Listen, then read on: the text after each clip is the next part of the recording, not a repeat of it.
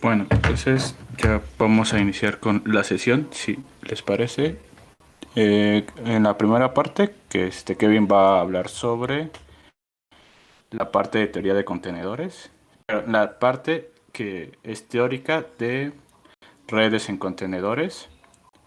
Igual, si tienen dudas pueden decirlas y después vamos a retomar la parte del Nginx como reverse proxy para que ya teniendo la teoría y lo que habíamos visto de redes la sesión pasada, podamos desplegar Nginx para que sea como nuestra puerta de entrada a pues Grafana, que fue el servicio que desplegamos. Y recuerden que la idea es que como es muy modular y todo está desacoplado, puede ser Grafana como puede ser cualquier otra aplicación o web app que ustedes levanten. Y el proceso tendría que ser el mismo. Entonces, si no hay alguna otra duda, pues puedes empezar, por favor, Kevin. Vale. Déjenles comparto pantalla primero. Pantalla 1. Pues para los que no me conocen, yo soy Kevin. Me gustan mucho las redes. Trabajo en ciberseguridad, así que me la paso analizando redes y escapando de contenedores. Pues les voy a hablar un poquito de las redes dentro de Docker. Primero, un pequeño background, o pues hay que tener primero qué son las redes antes de ver redes en Docker. Entonces, vayamos primero con los básicos, que son protocolos, interfaces y puertos. Protocolos es... pues sí pueden ver la transmisión, pues creo que están saliendo y entrando. Supongo que sí. Yo todavía no la veo, pero no sé si mi internet está muy feo. Vale, a ver, si quieres déjala cancela y la vuelvo a poner. Gracias. A ver... ¿Me avisas, porfa? Claro, todavía sigue cargando. No, Vale. para mí, los demás pueden verla.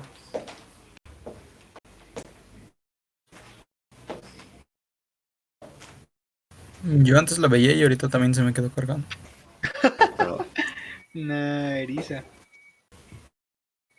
A ver, que dejo de transmitir y transmito la aplicación. A ver ahí. ya, ahora sí. Yo ya puedo. Bueno, les estaba contando más o menos quién soy yo y vamos a empezar hablando un poquito de los básicos. Vamos a entender primero qué es una red de manera básica y luego ya nos metemos con redes en Docker. Primero vámonos con protocolos, interfaces y puertos. Un protocolo solo es el cómo te vas a comunicar. Es el protocolo HTTP, protocolo FTP, el protocolo PTP, PPTP, perdón. Hay un montón de protocolos. Entonces, depende qué es lo que vas a hacer, es el protocolo que vas a utilizar. Por ejemplo, para las páginas web, pues utilizar el protocolo HTTP. ¿Qué es esto? El Hypertext Protocol para la World Wide Web. El Hypertext Transfer Protocol para la World Wide Web, perdón. Es el protocolo que se utiliza. Si vas a transferir archivos, a lo mejor utilizas un protocolo FTP. Entonces, pues depende mucho de lo que va a ser, es el protocolo que vas a usar. Y un protocolo no es más que el cómo se envían las cosas o el cómo se lleva a cabo una comunicación entre las interfaces de red. ¿Qué es una interfaz de red? Ahorita lo vemos. Es para que una interfaz de red entienda a otra interfaz de red, necesitan especificarse un lenguaje, un cómo van a hablar. Entonces, pues si dicen, ok, va a ser HTML, la interfaz de red que recibe como la que envía, vas a ver que están hablando en el mismo lenguaje. Están utilizando el mismo protocolo, que en este caso es el HTML. Ahora, ya que sabemos en qué lenguaje van a hablar, ¿cómo se encuentran? Para encontrarse está la IP. Creo que varios pues ya saben que es una IP, si no, pues simplemente es una dirección, es como la dirección de tu casa. Existen tres IPs. La IP que tiene tu computadora de manera local, la IP que tiene tu router, que es la exposición de internet, y la IPv6, que pues esa no es tan común que se toque. Entonces pues vamos a explicar rápidamente qué es cada una. Entonces, imaginemos que aquí está tu modem. Vamos a ponerle aquí M de modem. Y aquí están tus computadoras, ¿no? Entonces, ¿qué es lo que pasa dentro de esto? Una computadora va al modem y le dice, yo quiero entrar a Facebook. Entonces, pues el modem, ¿qué es lo que hace? Va y le pide a Facebook, le dice, oye, esta persona quiere entrar a su Facebook. Y le dice, ah, ok. Una F, ok. Y ya se lo manda de regreso. Entonces el modem dice, ah, te lo mando de regreso, ya me contestó. Ahora otra persona va y le dice al modem, oye, yo quiero estar viendo videos en YouTube. Entonces va y le dice a YouTube, vamos a ponerlo acá, pincel aquí está, y le dice a YouTube, oye YouTube, pásame este video, ¿no? Entonces pues ya YouTube le contesta con le va mandando los fotogramas del video y pues el audio, ¿no? Entonces el modem ya se lo pasa a este. Y así sucesivamente, a lo mejor este también quiere ver Facebook, este también quiere ver YouTube. Pero, ¿cómo saben los interfaces a dónde mandar la información? ¿Cómo sabe el modem a dónde está Facebook? ¿Cómo sabe dónde está YouTube? El nombre de dominio, que es facebook.com y youtube.com, solo sirve para que nosotros podamos recordarlo. Como humanos, nos sería muy difícil recordar números. Entonces, ¿qué es lo que pasa? Pues se crean los nombres de dominios para que recordemos nombres, o que recordemos palabras, o que recordemos frases. Entonces, yo cuando quiero entrar a facebook.com no pongo 192.208.700. Bueno, 700 ya se pasa de la interfaz. No pongo .192.200.200.1, por ejemplo. Yo simplemente escribo facebook.com y ahorita vamos a ver cómo se hace todo ese proceso para que regrese la IP. Entonces, Facebook tiene una dirección, vamos a poner una muy burda, que es 1.1.1.1. Y amigo, no se está viendo tu dibujo. No, espera. Espérame. Ahí se ve, ¿no? Ahora sí ya se ve. ¿Puedes volverlo a Vale, explicar, por favor? Gracias. Sí, esos son los usuarios. Entonces, pues le piden al modem y, por ejemplo, el modem le dice a... Este usuario le dice, yo quiero ver Facebook. Entonces, el modem le pide a Facebook, ¿no? Facebook se lo regresa y el modem se lo regresa al usuario. Y pues así sucesivamente. Luego este quiere YouTube, se lo pide a YouTube y se lo regresa. Pero ¿cómo sabemos? Más bien, ¿cómo el modem sabe a dónde pedírselo?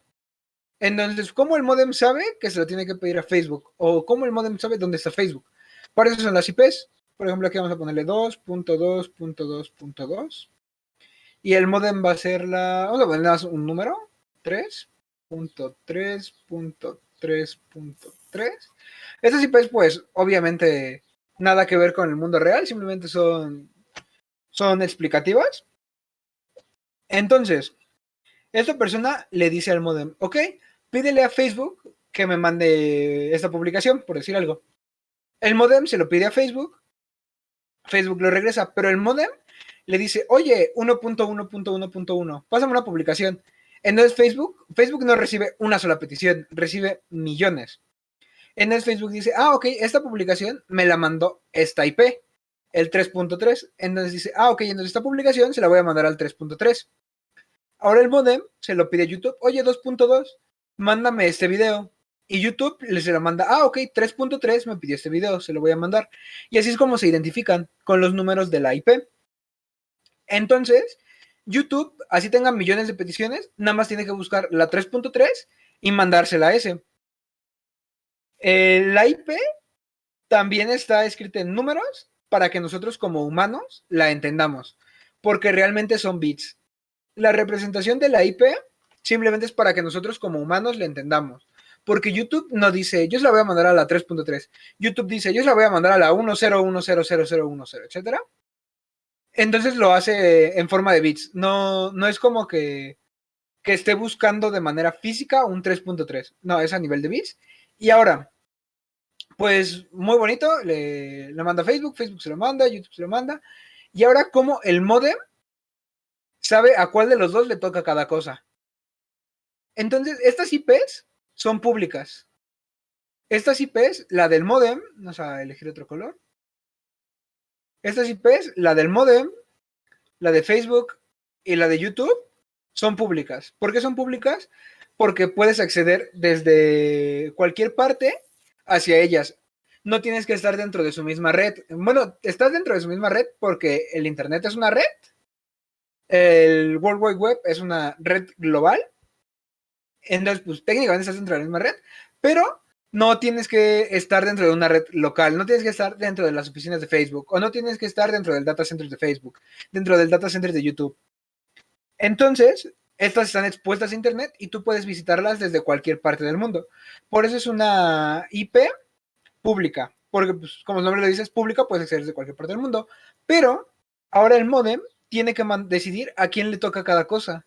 ¿Quién me pidió Facebook y quién me pidió YouTube? ¿Qué es lo que pasa dentro de la red de tu casa?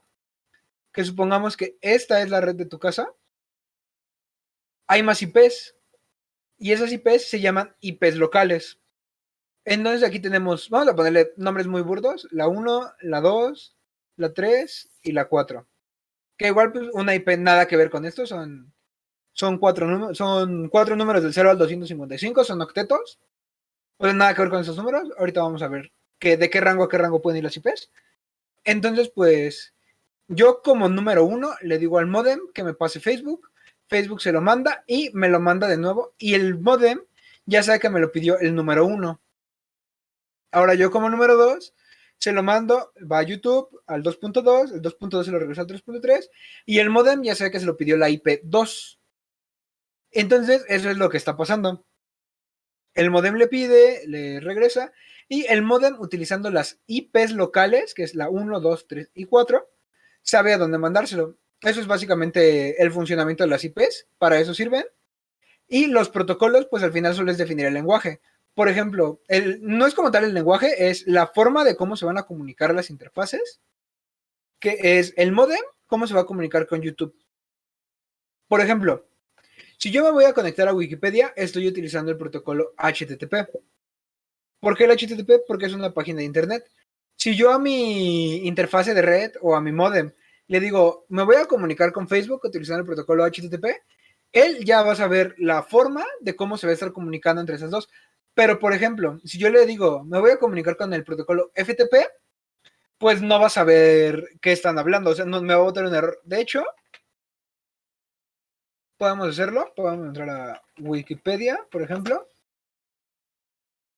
Wikipedia y le podemos poner que utilice el protocolo FTP. Me redirecciona automáticamente. No me deja utilizar el protocolo FTP. ¿Por qué? Porque Wikipedia no tiene definido un protocolo FTP, ni siquiera tener un puerto FTP abierto. Ahorita vamos a hablar de los puertos. Entonces, por eso me redirecciona automáticamente a HTTPS. HTTP y HTTPS son dos protocolos distintos como tal, incluso utilizando un puerto diferente, pero solo uno envía sus contraseñas cifradas. Nosotros, cuando enviamos una petición, se envía a nuestro modem y de nuestro modem a internet, pero una tercera persona puede estar aquí y puede estar escuchando las peticiones que estamos haciendo. Puede estar escuchando esta, puede estar escuchando esta, puede estar escuchando esta. Entonces, si nosotros enviáramos las cosas en plano, en una página, por ejemplo, HTTP, se envían las cosas en plano. Si utilizan el protocolo HTTP, se envían las cosas en plano. Entonces, si yo estuviera a lo mejor en el internet de una cafetería, de un aeropuerto, etcétera, yo puedo sentarme, agarrar mi máquina, prender el Wireshark, que es un programa para snifear la red, prender el Wireshark y empezar a snifear todos los... Obvio, es ilegal eso, ponerme a snifear todos los paquetes. Y, por ejemplo, si la página del banco utiliza HTTP, yo tendría la contraseña en texto plano, porque el usuario, cuando inició sesión en el banco, lo hizo en texto plano. Envía su usuario, envía su contraseña, se envían en texto plano y yo la intercepto. Entonces yo ya tendría su usuario y contraseña del banco. Eso es lo que estaría pasando si utilizara HTTP solamente. Pero si utiliza HTTPS, entonces el HTTPS lo que hace es que se envían las cosas cifradas. Cuando nosotros enviamos una contraseña, un usuario y una contraseña, no se envía usuario Kevin, contraseña Kevin123. No se envía así. Se envía usuario y viene cifrado, contraseña y viene cifrada. Entonces, si yo como atacante me pusiera a snifar la red, no vería nada, vería pura basura, vería puras cosas cifradas. Entonces, pues, para eso se utiliza el protocolo HTTPS. Déjenles cambio la presentación para que vean la... Creo que puedo transmitir toda la pantalla. Entonces, más fácil. Pantalla 1. Ahí está. Me avisan si la ven, porfa.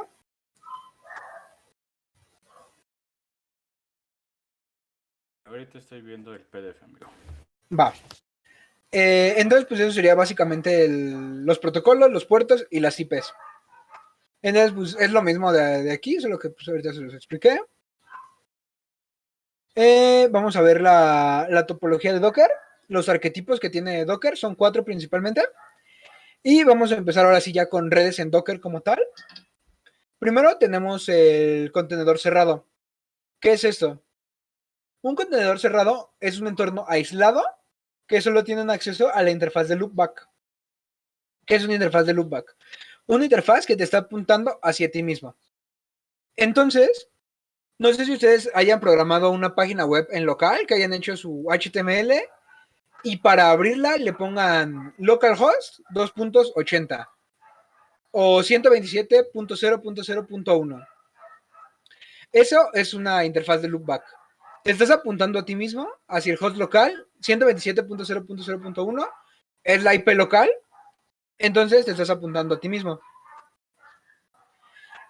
Para eso sirve básicamente la interfaz de loopback. Si nosotros, desde un contenedor cerrado, denme 2 segunditos, ¿no? Están ladre los perros, 2 segunditos. Pero, amigo, mientras todo bien, o sea, ¿alguien tiene alguna duda o algo que quieran comentar o que volvamos a explicar?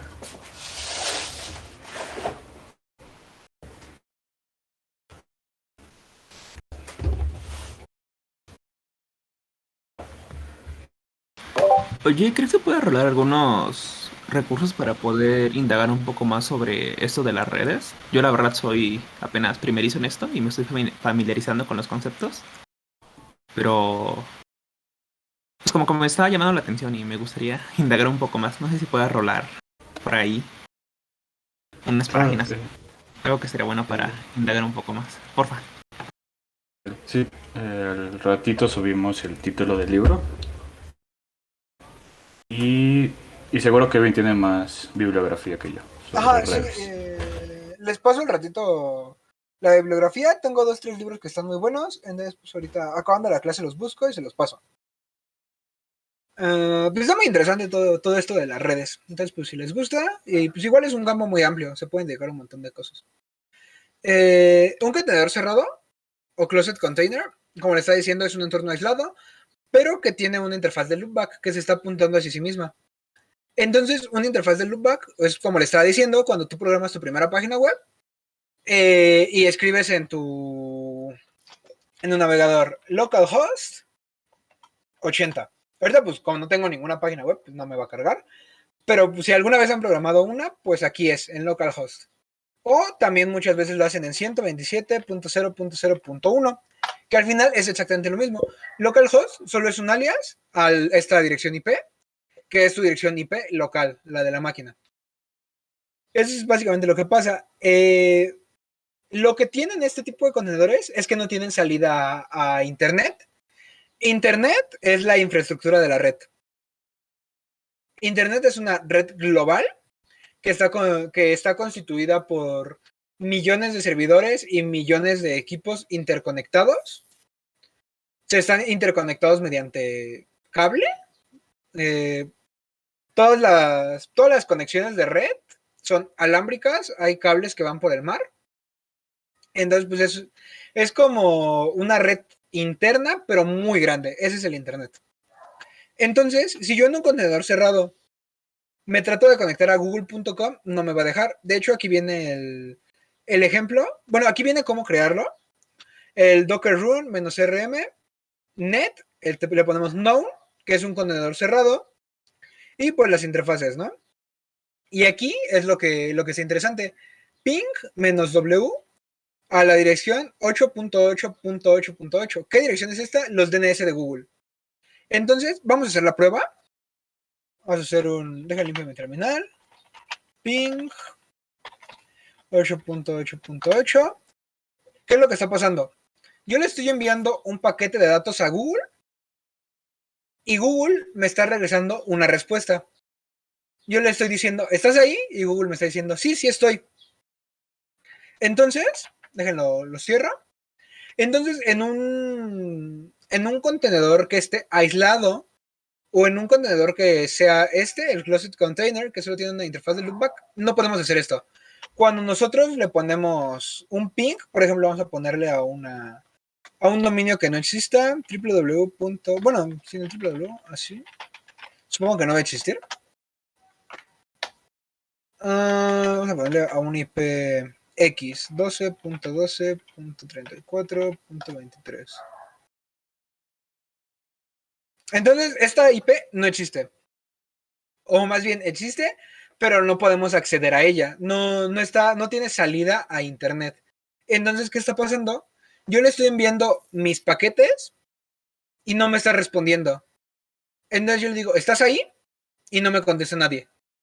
Entonces vamos a cancelar y aquí dice, transmití 24 paquetes, ninguno fue recibido, perdí el 100% de mis paquetes. Y aquí cuando le hice ping a los DNS de Google, me dijo, enviaste 16, recibiste 16 y no se perdió ninguno. Adentro del ping, adentro del ping puedes enviar cualquier cosa. Muchos no saben esto y es una mala práctica, por así decirlo, entre comillas, porque muchos de los que se dedican a llevar a cabo las redes dentro de una empresa dicen, es un ping, no pasa nada. Pero dentro del ping, tú puedes enviar cualquier cosa. Windows envía el abecedario, envía A, B, C, D, etcétera. Pero dentro de un ping podrías estar sacando datos de la empresa. ¿Por qué? Porque puede salir cualquier cosa, así como dato. Dentro de un ping puedes enviar cualquier cosa porque tiene espacio para enviar datos. Y con un ping podrías saber el sistema operativo de una computadora, también así como dato. Utilizando el TTL, podemos utilizar ping, TTL table, operating system.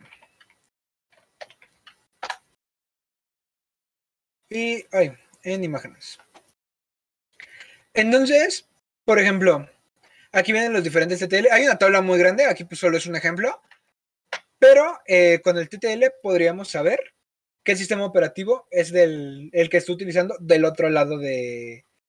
Pues sí, el servidor, qué sistema operativo está utilizando. Eso lo podríamos ver con el TTL. Ojo, el TTL disminuye en una unidad por cada salto que dé en cada nodo. Entonces, si yo para llegar a el 8.8.8 no llegué directo, sino pasé por a lo mejor 5 nodos, ¿qué fue esto? Que vamos al Paint. Entonces, a lo mejor yo soy aquí doy un salto, se le resta 1, aquí doy otro salto, se le resta otro, y a lo mejor aquí doy otro salto, se le resta otro. Y así voy restándole.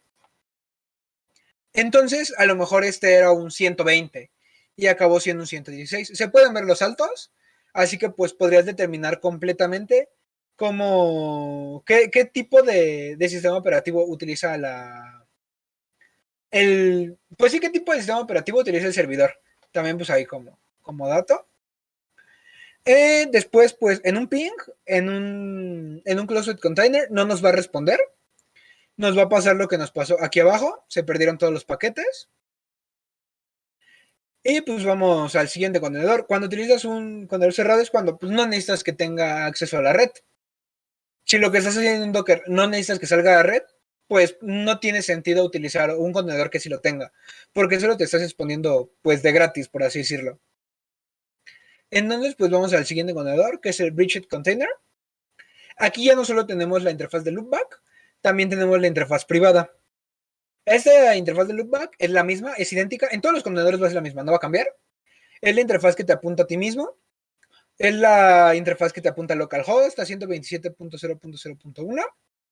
Y después la interfaz privada, que es la que ya tiene salida de internet. Esta se comunica con la interfaz virtual de nuestro contenedor. Luego el bridge de Docker. Luego el host lógico, la interfaz host. Esto sigue siendo dentro del sistema operativo. Y esta ya es la interfaz física. Esta interfaz física, si vieron modelo OSI, si no, pues aquí lo podemos checar rápido. No lo voy a explicar, nada más para ver las capas. Este modelo, pues al final es un modelo de implementación de redes. Y la capa más baja es la física, que pues como su nombre lo dice, es físico, es algo que puedes tocar. Son cables, son repetidores, etcétera. Entonces a eso se refiere esta interfaz de aquí. Cada interfaz de la computadora, más bien, sí, cada interfaz de cada computadora tiene una IP y tiene una MAC. La IP la puedes cambiar. Muchos ciberatacantes lo que hacen es cambiar su IP, o también cuando quieres ver a lo mejor, por ejemplo, cuando salió Disney Plus, ven que muchos lo querían ver y no estaban en Estados Unidos. Utilizan un VPN, que lo que hace es enrutar tu tráfico por otro lado. Entonces, ¿dónde está mi Paint? Aquí. Entonces, a lo mejor en lugar de yo ir directo a Facebook, a ver, déjenle borro líneas porque ya son demasiadas y se confunde. Ahí está. A lo mejor en lugar de yo ir directo a Facebook y Facebook dice, es que eres de México, no te puedo mandar la información. Yo me conecto aquí, este está en Estados Unidos y le pregunta a Facebook y Facebook dice, sí, tú sí eres de Estados Unidos, te lo mando y ya este me lo manda a México. Eso es lo que estaría pasando con un DNS. Entonces, pues, se abrió. Entonces, dentro de la interfaz física está tu IP, determina el lugar donde estás. La IP, como les digo, pues, se puede cambiar con un DNS y la MAC no se puede cambiar. Se puede enmascarar, pero no se puede cambiar. ¿Por qué no se puede cambiar? Porque esa viene literalmente quemada en la circuitería de la interfaz de red. En la circuitería ya viene impreso un número de MAC y ese número de MAC está determinado por el fabricante de tu interfaz física de red y unos números que la verdad desconozco si sean aleatorios. Entonces, pues ese sí no se puede cambiar. Se puede enmascarar, sí se puede, pero no se puede cambiar. Entonces, este tipo de contenedor se pone el tipo de red. Recordemos que en el otro era None o Known. Y aquí se pone en bridge o en puente. Entonces, pues como su nombre lo indica, está haciendo un puente entre la interfaz física de nuestra computadora y el contenedor. Aquí está el puente, viene el cuadrito. Entonces, pues se pone en bridge, nuestra dirección de IP. Y lo relevante o la prueba es que ya podemos hacer un ping hacia Google. En este tipo de contenedor, podrías hacer un ping y ya te respondería, ya pasaría nuestro primer caso, que si no respondió. Entonces, ahora sí vamos con DNS. Lo que les decía es que para los humanos nos es muy difícil recordar bits, nos es muy difícil recordar números, nos es muy difícil recordar octetos. Entonces, nosotros recordamos nombres. Por ejemplo, yo no me voy a acordar de la IP de Wikipedia. Vamos a ver cuál es la IP de Wikipedia. O sea, si yo quisiera entrar a Wikipedia, yo tendría que poner... Yo tendría que acordarme del 10.10.16.20. Entonces, cada que yo quisiera entrar a Wikipedia, tendría que poner esta IP y entrar a Wikipedia. Supongo que tienen otro puerto. Y entrar a Wikipedia. Pero en lugar de eso, simplemente escribo wikipedia.org. De hecho, es esta IP, no es la de arriba, es esta. Me confundí de IP. Tendría que acordarme de 208.80.153.224. Es de la IP que me tendría que acordar. Pero pues como yo no me memorizaría la IP de Wikipedia, la IP de WhatsApp, la IP de Facebook, la IP de YouTube, etcétera. Yo que lo que hago, me memorizo wikipedia.org, que pues es mucho más fácil, y ya entro a wikipedia.org. Eso es lo que pasaría. Y otra ventaja es que puede haber múltiples dominios en una sola página web. Más bien en una sola IP, en un solo servidor de hosting. Entonces, a lo mejor, obvio esto no es así, pero para dar un ejemplo, a lo mejor Facebook y YouTube comparten la misma IP. Y gracias a los dominios, esto puede ser posible. ¿Por qué? Porque cuando te conectas a esa IP, cuando haces esa petición a esa IP utilizando un protocolo HTTP, tú le indicas qué página quieres ver. Le indicas el host dentro de los headers Los headers son, vamos a verlos para que se den una idea. Incluso los podemos ver desde el inspeccionar elemento. Inspeccionar. Nos vamos a red, actualizamos, vamos a agarrar, dejen cierro esta barrita, vamos a pasarla a la otra pantalla. Vamos a agarrar cualquiera, por ejemplo, Wikipedia portada, y estos son los headers. El método de la solicitud fue una petición GET, código de estado, un 304, la dirección, la URL de la solicitud, que pues, como les digo, si esta URL cambia, a lo mejor es la misma IP, pero como la solicitud tiene un dominio diferente, pues ya sabemos que estoy pidiendo otro diferente. Y pues aquí está la respuesta, me respondió básicamente con lo que es Wikipedia como tal. Entonces pues esa sería la respuesta, igual la respuesta en encabezados, accept range, age, content encoding, etcétera, etcétera. Cada encabezado tiene un uso diferente. Algunos son para seguridad, otros son simplemente para que el navegador te entienda ciertas cosas. Otros son inútiles, porque hay encabezados que son inútiles y que solo te dan información que no debería de darte. Otros son para las cookies, entonces, pues, etcétera, etcétera, etcétera. Esos son los encabezados.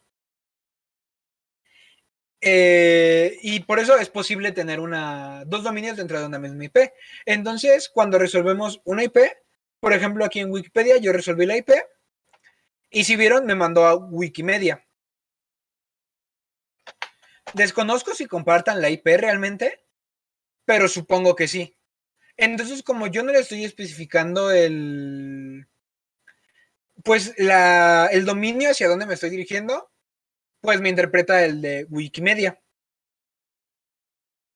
Entonces, después de esto, vamos a ver ahora sí los DNS. Los DNS simplemente es eso, es el transformarte de un nombre de dominio a una IP. Son más complejos que eso, porque ahí ya entran temas de replicación, ahí ya entran temas de DNS autoritativos, ahí ya entran temas de a lo mejor un subdomain takeover.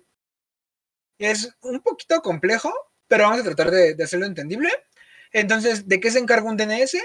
Tú le mandas una palabra, le mandas a lo mejor kevin.com y te dice, sí, esta es la IP, es la 204.68.2.3. Esa es la IP de kevin.com. Entonces, eso es lo que hace un DNS. ¿Y qué es lo que hacemos con NSLookup? Ver la IP del dominio. Aquí, ¿qué es lo que estamos haciendo? Estamos definiendo el nombre del host, del contenedor. En este caso le pusieron Barker. Y luego hace un NSLookup hacia Barker. O sea, se está haciendo un NSLookup hacia este contenedor. Y pues ya le responde, ¿no? La IP local es esta.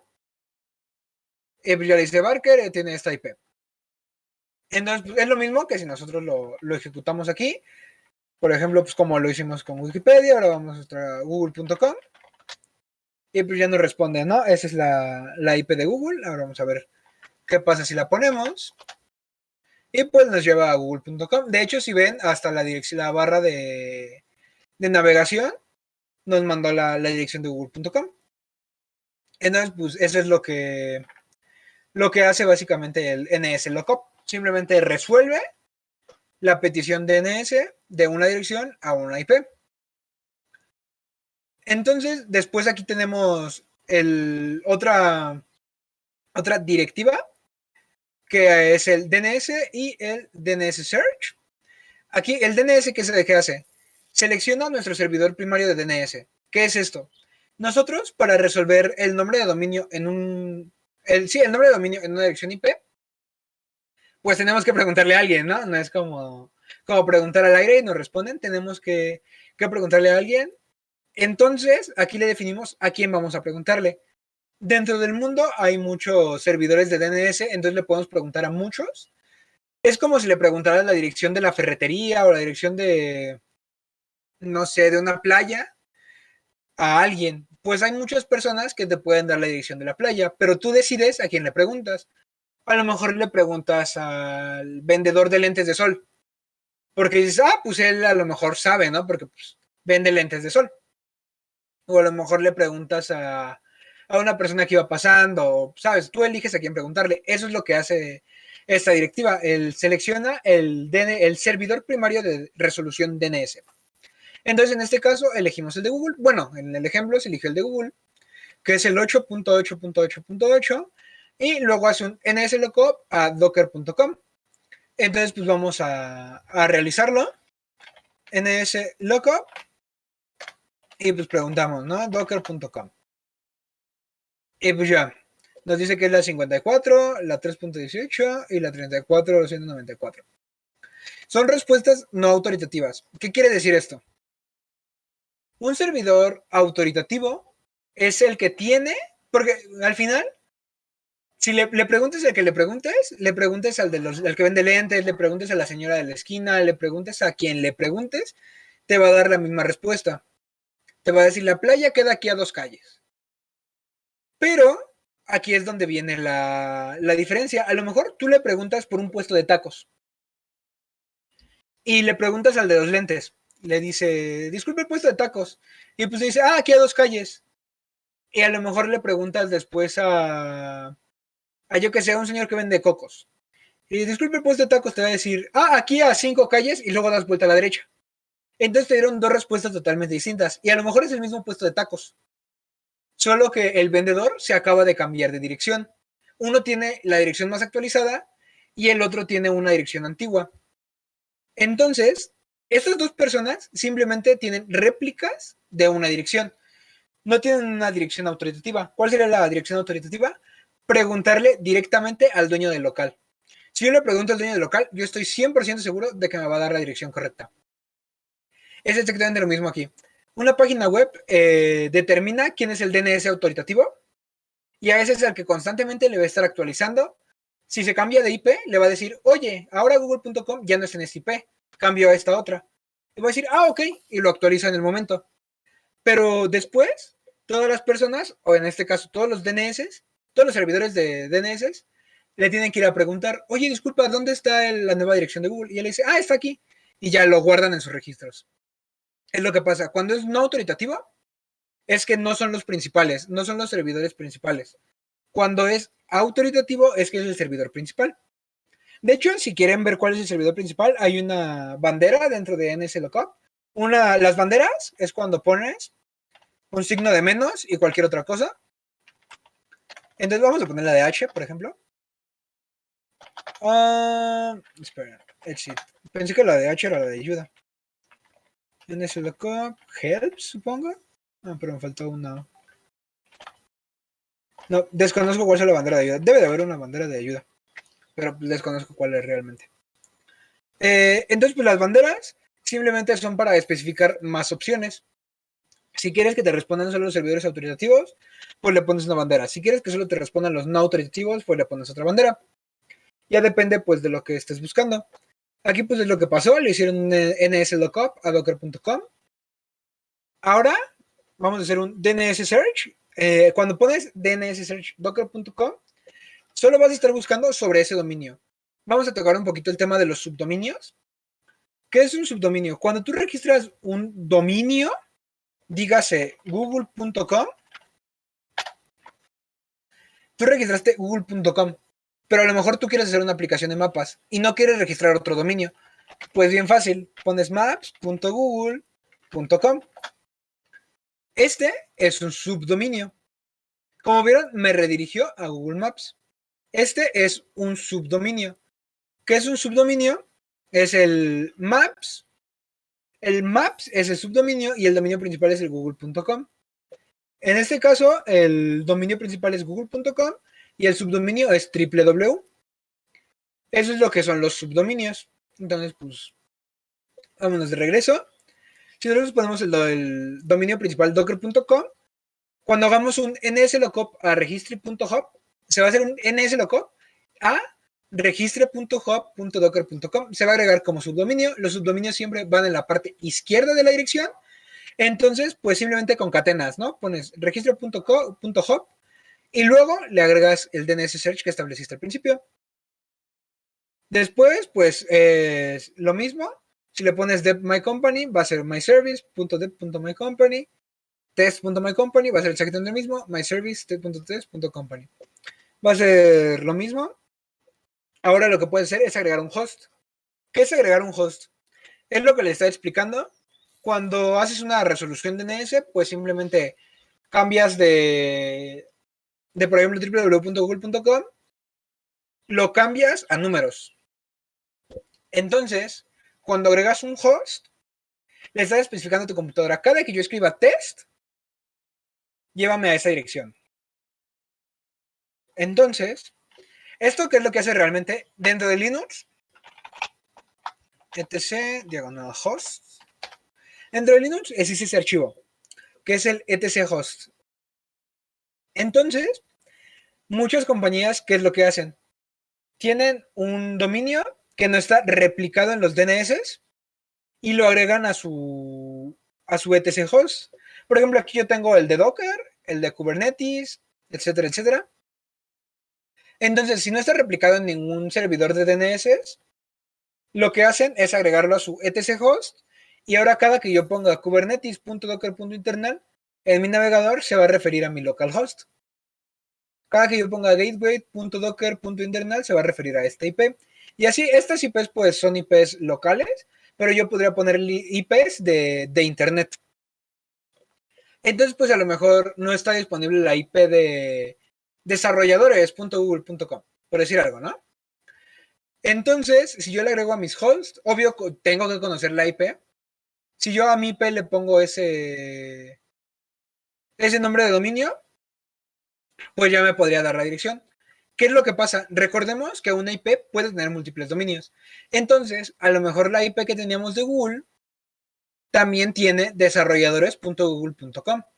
Entonces lo agregamos a nuestro etc host, esa IP, y le ponemos desarrolladores.google.com y a lo mejor sí hay una página. Entonces es lo que puede pasar y es lo que básicamente hace aquí. Solo que pues obvio que en Docker, aquí le expliqué un poquito en Linux para que entendieran la comparativa. Entonces agrega esta dirección, le pone este nombre o este alias y luego le hace un nslookup a test. ¿Qué es lo que pasa? El test se sustituye con esta IP. Eso es lo que está pasando. Después, pues el hostname, de hecho aquí viene el etc host, agrega el host docker.com, agrega el host test y pues aquí se agrega, ¿no? Y agrega también mycontainer, que es el hostname, que es el contenedor, o sea, el contenedor le va a poner mycontainer. Aquí está la IP del contenedor y aquí está el nombre. Entonces, después, pues simplemente son comunicaciones inbound, pero bueno, mejor primero si vamos a esto y después vamos a lo siguiente. ¿Qué es lo que pasa? Cuando nosotros, no sé si han utilizado Azure, si han utilizado Google Cloud, si han utilizado todas esas plataformas de cómputo en la nube, tenemos que crear ciertas directivas para que nuestros puertos salgan a Internet. Más que nada por seguridad. Porque si abriéramos todos nuestros puertos a Internet, cualquiera podría entrar a lo que estemos haciendo. Entonces, si tenemos a lo mejor abierto un puerto de FTP Anon, pues si tienes un FTP anónimo, pues cualquiera puede entrar a tu computadora y hacer lo que quiera. O si tienes un SSH y tienes expuesta tu clave pública, a lo mejor puede llegar alguien y decir, yo sé craquear el SSH. Entonces, con tu clave pública yo puedo obtener tu clave privada mediante algoritmos. Entonces, pues por eso se ponen estas ciertas reglas o estas directivas. Y es lo mismo con los contenedores. Aquí podemos bindear. Es básicamente hacer un port forwarding. Podemos bindear los puertos internos con los externos. Entonces, mi puerto 3333 del contenedor va a ser mi puerto 333 del externo. Estos simplemente son sintaxis. Este es para un puerto dinámico. Bindea un puerto del contenedor a un puerto dinámico en el host. Este es un puerto específico del contenedor con un puerto específico del host. Este es un puerto dinámico de la interfaz con una IP. Aquí viene la sintaxis, se pone la IP, dos puntos, el puerto del contenedor. Y aquí es la IP, el puerto del host y el puerto del contenedor. También lo puedes especificar desde el mismo Docker. Se me había olvidado el nombre. Desde el mismo Docker con la flag o la bandera P. Y aquí le pones el puerto. Y pues les pones los puertos relevantes, ¿no? Los que estés utilizando para tu aplicativo. Estás utilizando a lo mejor el 8080, el 443, el 80, el 21, el 22, que son los más comunes. Por ejemplo, el 80 pues es el típico de Internet, el 443, más bien es el típico de HTTP, de páginas web. HTTPS es el 443, el 8080, el 8008 también son de HTTP, 22 para SSH, el 21 para FTP. Entonces, pues todos esos tipos de puertos, pues los tienes que exponer. Obvio, si quieres que estén expuestos. Si los quieres solo dentro de tu contenedor, para eso nos sirve, para que cree una barrera entre el exterior y nuestro contenedor. Exactamente para eso nos sirve. Entonces, después nos vamos a la comunicación entre contenedores. Es exactamente lo que les estaba explicando, que puede que exista una conectividad simplemente interna o puede que exista una conectividad externa. Entonces, ¿qué es lo que pasa? Si hay una conectividad externa, cualquiera puede entrar a nuestro contenedor, al puerto que tenemos expuesto. Entonces, ¿esto nos garantiza seguridad? Sí. Porque si yo no tengo mi puerto 80 abierto, a lo mejor mi aplicación sí le estoy desarrollando mi puerto 80, pero yo no la tengo expuesto. Yo solo lo puedo ver desde dentro de mi contenedor. Entonces, esto nos garantiza que alguien desde el internet no puede entrar. Eso es lo que nos garantiza. Pero si alguien ya está dentro de nuestro contenedor, así no tenga permisos para mover nada, puede exponer el puerto de internet. Entonces hay que tener cuidado con eso. Si tú dices, ok, yo no estoy exponiendo mi puerto de internet, pero alguien tiene permiso de entrar a mi contenedor. Ah, pero no importa, porque yo no le estoy dando permisos de modificar nada en el contenedor. Si alguien tiene acceso, puede abrir ese puerto. ¿Por qué? Porque hay una cosa que se llama port forwarding, que una persona lo que puede hacer es agarrar el puerto de tu contenedor, enlazarlo por TCP, que al final es un protocolo de comunicación, lo enlaza por TCP a un puerto local de la máquina y a lo mejor su máquina ahora sí la saca a salida de internet. Entonces ahí sí podrían exponer tu puerto a internet. Entonces pues, es básicamente eso. Es la modificación de la interfaz. Esto pues la verdad no es tan relevante. Me gustaría mejor concentrarnos en la siguiente sección, que son los joined containers. ¿Qué son estos contenedores? Son dos contenedores, que uno tiene solo la interfaz del loopback y otro la privada. Son los dos primeros contenedores combinados. ¿Por qué están combinados? Porque comparten la misma interfaz de red. Esta de aquí es una sola interfaz, pero la tienen dividida. Uno solo tiene una interfaz del loopback y el otro tiene la interfaz privada. Uno tiene salida a internet y el otro no. Entonces después ya se van al network stack, la host interface del sistema operativo, y pues ya después a la interfaz física, ¿no? La que ya tiene salida a internet. Esos es los comandos que se utilizan para que los contenedores compartan la misma interfaz. Entonces en la net le ponemos known en uno, que es el que no tiene la salida a internet, que es solo la loopback interface, y en la otra pues el container ready, ¿no? Los comandos. Y cuando es conveniente utilizar este tipo de contenedores, cuando tú quieres que uno tenga una interfaz loopback y el otro tenga salida a internet. Los dos están separados, los dos no comparten información, los dos están aislados, como pues el concepto de los contenedores nos sirve, o pues sí es para lo que nos sirve el concepto como tal de contenedores, para aislar. Entonces los dos están aislados, pero los dos comparten la misma interfaz de red. Si tú en tu servidor solo tienes una interfaz de red, o tienes muchas, pero simplemente por algo quieres que solo compartan esa, lo que puedes hacer es exactamente eso. Tienes tu interfaz de red y tienes tu interfaz de red que utiliza una interfaz loopback y tu interfaz que sí tiene salida a internet, pero están compartiendo la misma. No es necesario que utilicen otra. Y después, por último, tenemos los open containers. Estos open containers son muy peligrosos, no es recomendable usarlos, solo se utilizan en un entorno de pruebas. Bueno, lo ideal sería solo utilizarlo en un entorno de pruebas, porque pues es más fácil utilizarlos, ya que van directo a la interfaz física. No te tienes que preocupar por una loopback interface que esté virtualizada o que esté dentro del contenedor, sino que va directamente a la interfaz lógica del sistema operativo. Es, entre comillas, más fácil de usar. entre comillas, porque pues obvio no tienes todo el control que te da Docker. Entonces, pues es más fácil de usar si estás utilizando solo los comandos del sistema para utilizar la interfaz lógica del sistema. Entonces, pues esos serían básicamente los Open Containers. Y pues la net le ponemos host, que es la directiva que estaríamos utilizando, y pues nuestra dirección IP, ¿no? Y creo que eso sería todo por parte de la teoría de las redes dentro de los contenedores. No sé si Carlos guste continuar.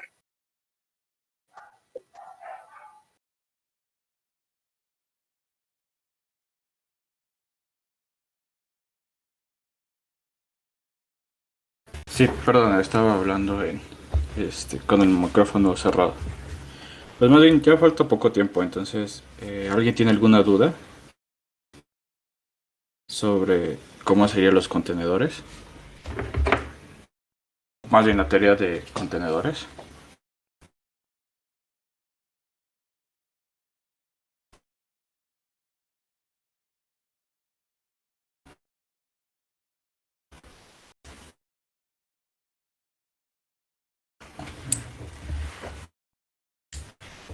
¿O alguna otra pregunta que tengan?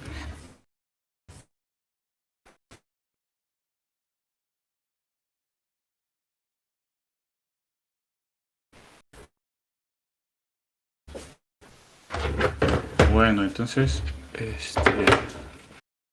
si no hay alguna duda, pues ya sería todo. Muchísimas gracias, Kevin, te la rifaste. Muy fin. Nada, Sí. no, pues estamos. Sí sentí que vi todo redes 1, 2 y 3 al mismo tiempo. Pero igual, sí, ni todos... Ah, en serio, si tienen alguna duda, pues aquí está Kevin, que sí puede explicarlo chido. Entonces podrían animarse. Igual aunque no lo hayan entendido a mucho. Todo perfecto.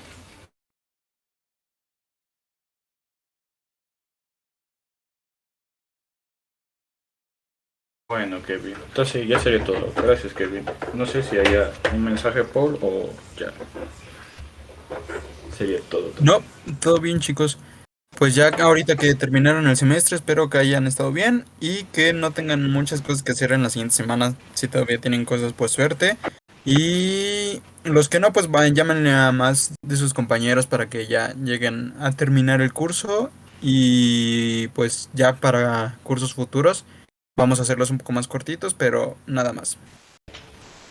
Ya la siguiente semana veríamos el concepto de pod y cómo funcionarían el loopback y el pod y las redes, ¿no? Que tienen como un concepto, que son los conceptos que nos dio Kevin aplicados en pod. Entonces, igual, sí, pero ver el video otra vez y si tienen dudas las podemos contestar el lunes. Entonces, pues gracias, chicos, que tengan bonita noche. Gracias, hasta luego. Gracias a ustedes, hasta luego. Gracias. Nos vemos.